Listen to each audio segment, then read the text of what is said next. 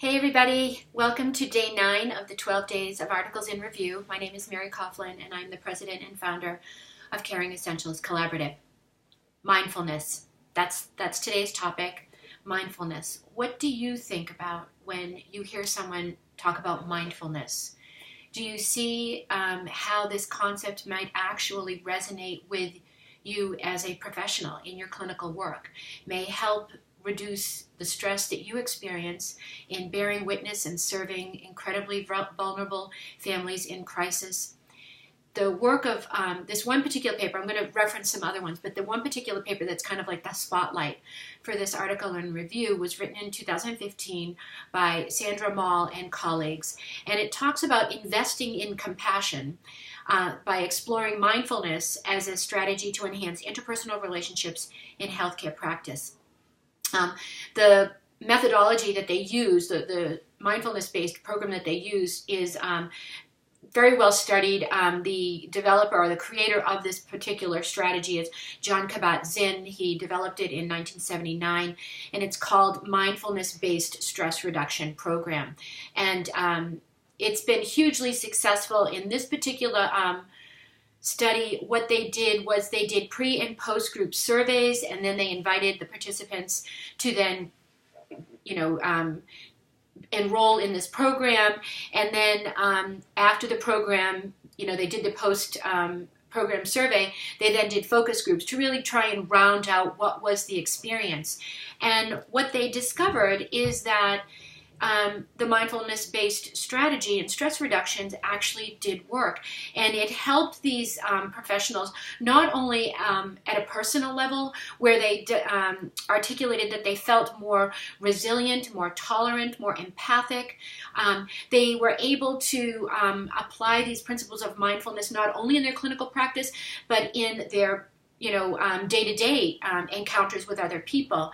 They felt that they could actually be more present when they were having communications. And that actually was shown to have significant positive benefits on patients and families.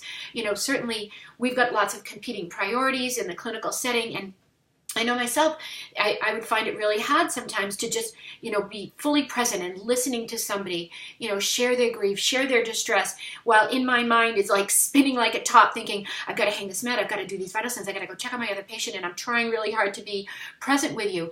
And all of those crazy distractions that were happening in my head, they happen in everyone's head, and there's different terms for that. Some folks in the meditation or yogi world call it the monkey, the monkey brain, where you're just always chit-chattering, you're always busy in your head. And it really takes conscious effort to quiet that voice and really be in that particular moment. The benefits are huge, and certainly the bean counters and other folks want to see the benefit of this on the bottom line, on patient satisfaction and that sort of thing, which the studies have clearly demonstrated there is a benefit.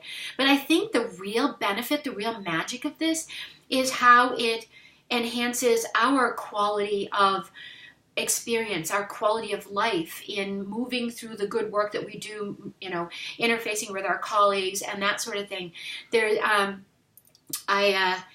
I got to do this really cool work with Children's Healthcare of Atlanta, and the project was around adopting all of the 5 core measures into the culture of care. And one of the highlighted projects was looking at the human environment.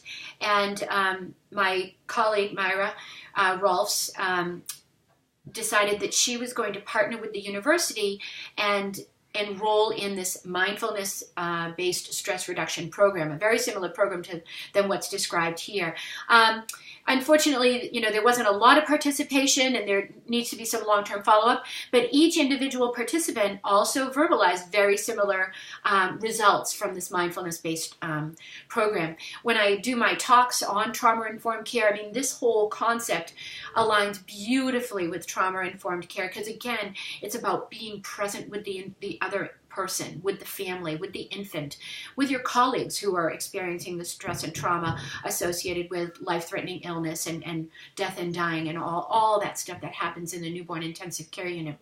I share the work of this amazing woman. Her name is Joan Halifax, and she has done a lot of work with palliative care professionals and noticed a high degree of burnout, which was another outcome of the Moll paper.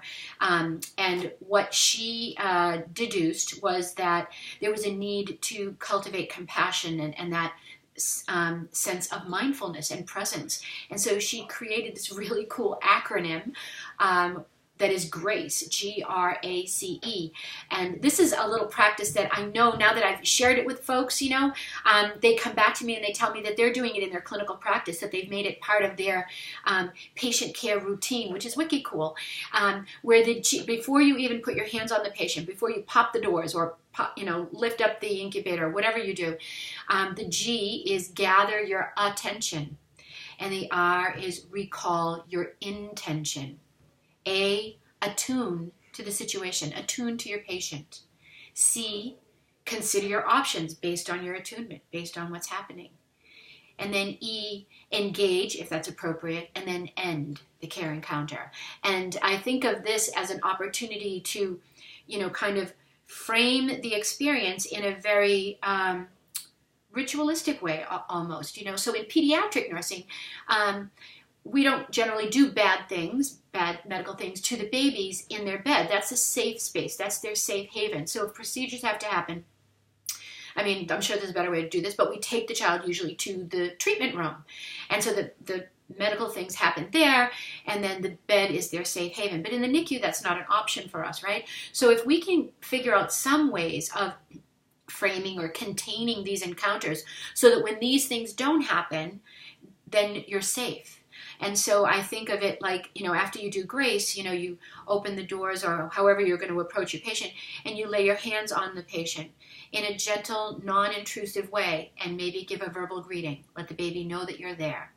And then proceed with your care, obviously paced based on the infant's behavioral cues that are telling you whether they're overwhelmed or they're doing okay and that sort of thing. So you pace your cares.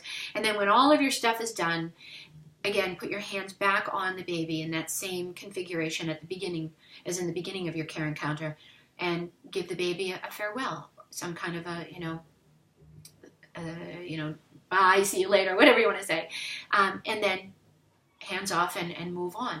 And I really think it would be a really cool thing to evaluate, if we could do that consistently and reliably, though. That's the secret sauce. It has to be done consistently and reliably, or you really can't evaluate it, right? That to see if that really doesn't help the baby return to baseline, if that sense of being mindful during the care encounter, again, pacing your cares, all of those kinds of things that demonstrate compassion and empathy for the lived experience of the other individual during this critical care situation. So I think you'll really like this paper. I'll post the citation of this. I'll also share the Halifax paper with you as well. And there's a wicked cool Brene Brown video about empathy, and I'll put the link in this caption for the video as well, okay? All right, well, listen, thank you so very much for tuning in, and I look forward to seeing you tomorrow. Take care and care well. Bye.